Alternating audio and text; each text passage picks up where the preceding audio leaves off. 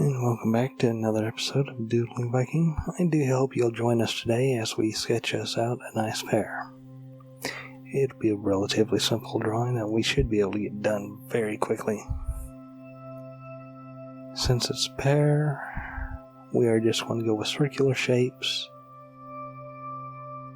And we're actually encouraging flats on our circles today. Just because pears have all kinds of shapes, and they do tend to have flats and even little craters in them from being knocked around in the trees. So especially if you got a nice big flat such as this near the bottom, that's really helpful. At the top it's okay too, especially once we're done with our nice big bottom circle. Because on top of that, about a quarter to a third the size of the big circle, we want a smaller circle just sitting on top. And we'll sketch that out. Nice roundish shape. And now that we've got this, we'll just find an edge. We'll go right about here where it starts and kind of down in a reverse S-type move. Close to Z. Circle it up. And we'll do the same thing on the other side. Connecting it, giving it a roundish color. Or rather roundish shape. Go ahead and darken our outer lines up that we want to follow, and we don't have to follow them directly. These circles are more of a guiding factor than anything. Follow them only as much as you'd like. Then we'll just go ahead and erase these inner circle parts that we don't need.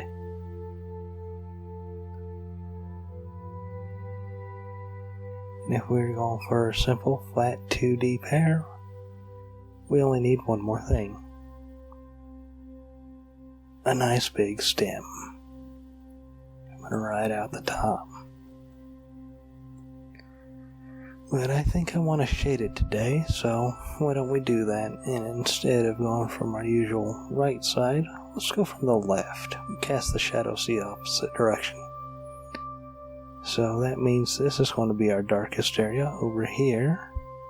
This will be our lightest, but one thing we will want to do beforehand is we want to go ahead, just give the whole thing a nice, very, very light color of shading just across.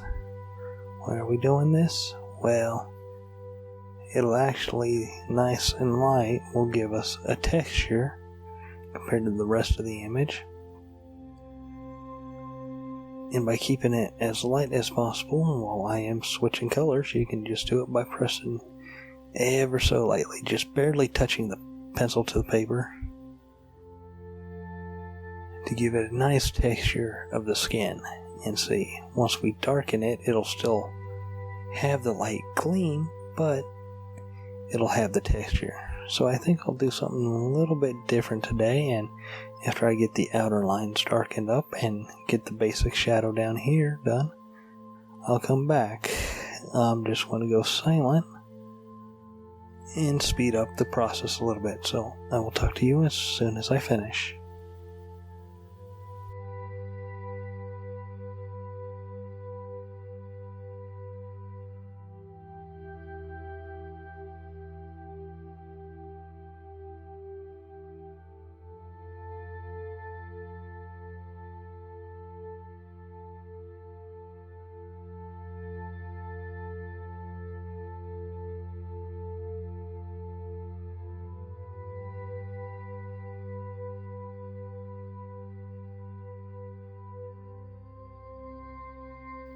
Okay, and now that we're back, we're just going to go ahead and start darkening this side so that we can get a nice shade, make it really pop. And once we're done, you'll see that real light area of gray will still have some texture to it, but will really pop.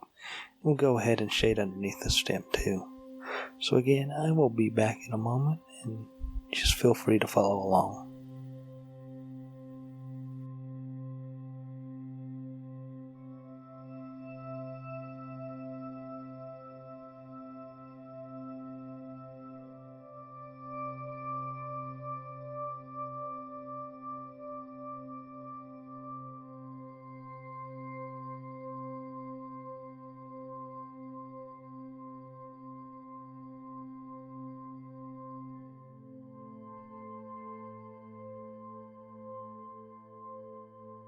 Now that we're back, as you can see, we get nice shading going on, and with that little bit of light gray, it pops it just a little, but you can still see it looks like it has a texture of the skin.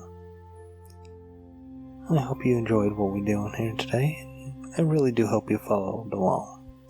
If you did, please let me know. If you like what we do here, maybe give this video a like, and if you like this series, why don't you go ahead and subscribe. As always, have a good day.